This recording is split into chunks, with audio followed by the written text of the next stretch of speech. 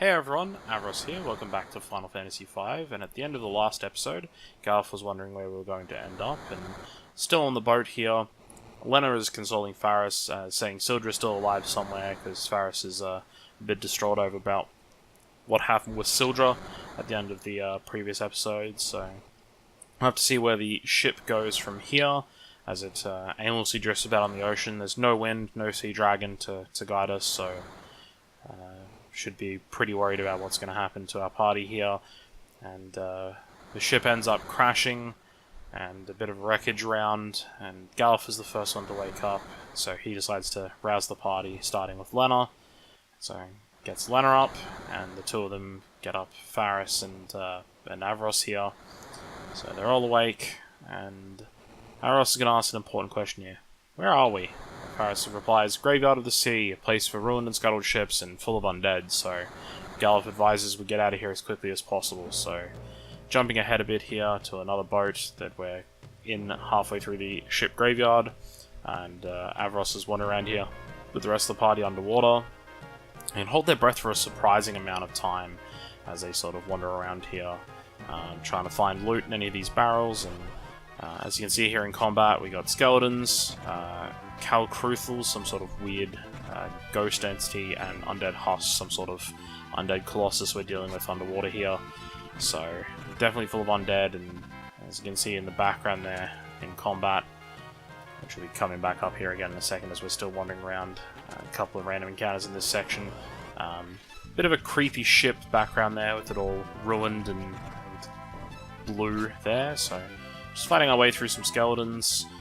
Taking a few risks, not really healing the party. Lena with 41 health there, even with the most armor. Bit of a risky maneuver to have her so low on health.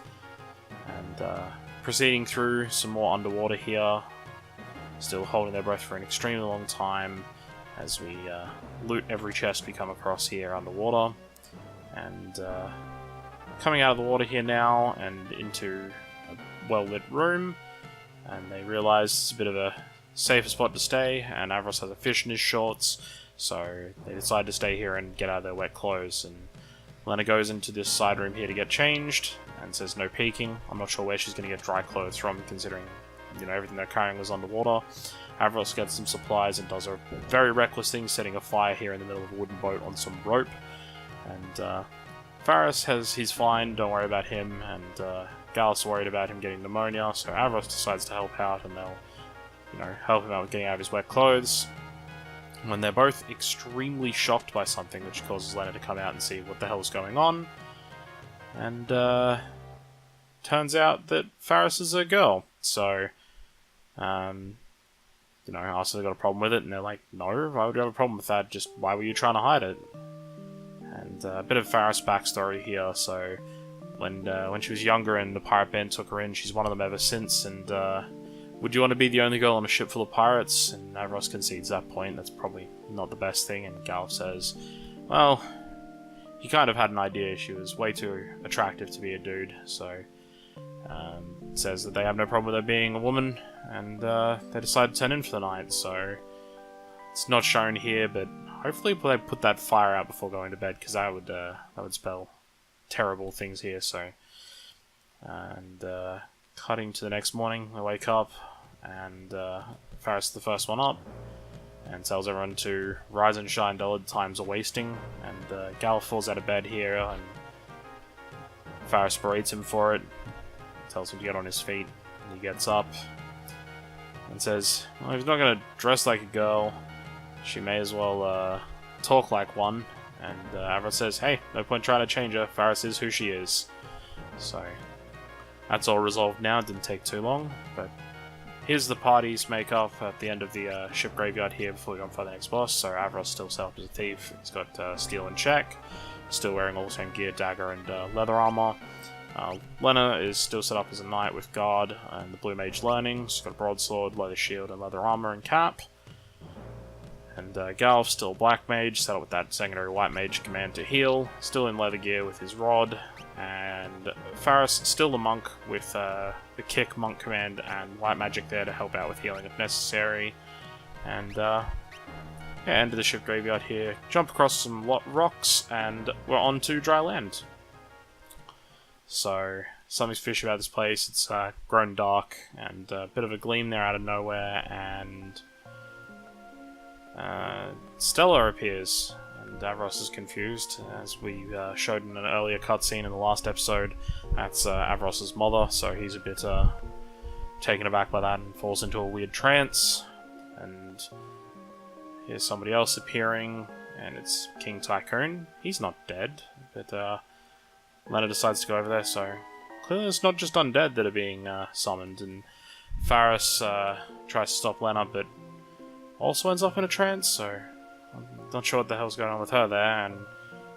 And third person, some girl with yellow hair that calls Galuf Grandpa, and the first time that his amnesia is convenient, Galuf can't remember who it is, so is unable to be taken in by her, as the other party members have their souls stolen here and sucked into these weird phantoms that have appeared.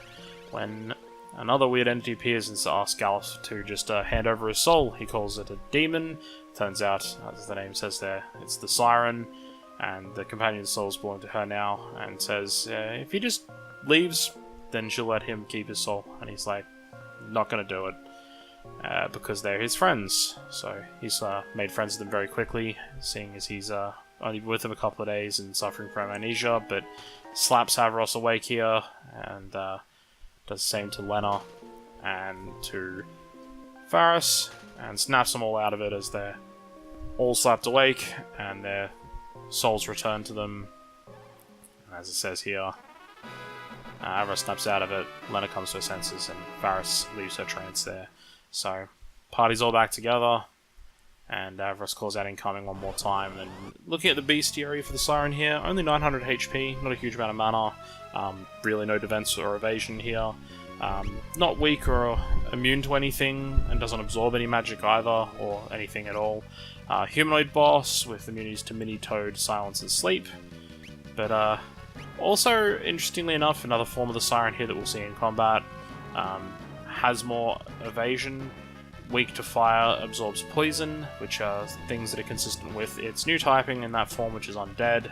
Also gains additional immunities to other things that undead are immune to, but still shares the same health pool here. So, as you can see as we jump into combat, the Siren, not a difficult boss, does like to hit one of your party members with slow, which reduces the rate the ATB gauge fills by half, so Avros will take his turns much slower here. ATB mode, and for how I'm playing at the moment, is set to wait, so the ATB gauge won't fill whenever anyone's taking an action. And also has access to cure, so it makes this a bit more tricky in that the Siren can heal itself to prolong battle, but only healing for about 64 there. We're doing a lot more damage than that. Galuf here resorting to some magic. Didn't say it was absorbing anything, and didn't have a huge magic defense, but for some reason did no damage there with that fire spell. Does cast some offensive magic there, hitting Lena with thunder. So we're just going to continue damaging and make sure everyone's health stays full, and shouldn't have too much trouble here with this combat, so resorting to hitting this stuff. And Galuf just really not getting any damage out here, so Siren changes to her undead form. As it says, becomes weak to fire, and another thing with undead is that they are actually weak to curative magic, so we'll actually take damage from cure here, which we'll see a bit later in the fight. So, continuing to lay into the Siren here. It does have better defenses against physical attacks in the undead form, so Lena and Avros are less useful here, but Galuf's damage jumping all the way up to 150 there with that fire that it's weak to, so... And also curative magic, 75 there from Faris. So, yeah, you can see this fight becomes very different with her in the undead form. You have to rely more on magic, so always helpful to have a couple of casters here. And 160 damage from fire, and the fight is over. And Galuf gets a job level and learns Black 2. And we get a bronze shield out of that encounter for killing her in the undead form. Would have been bronze armor if we killed her during living form. And Avros lets Galuf know that he saved their life and that he owes him one. And Galuf starts to blush and says he's doing nothing of the sort, so decides to flex on the party, which they find hilarious. And party's all back together. Let's get out of the ship graveyard, and you can see here on dry land, but not entirely sure where we're at. So thanks again for watching. Gonna continue on with the 12 game challenge in the next episode of Final Fantasy V, and explore the area we're at here. So thank you for watching, and see you in the next episode.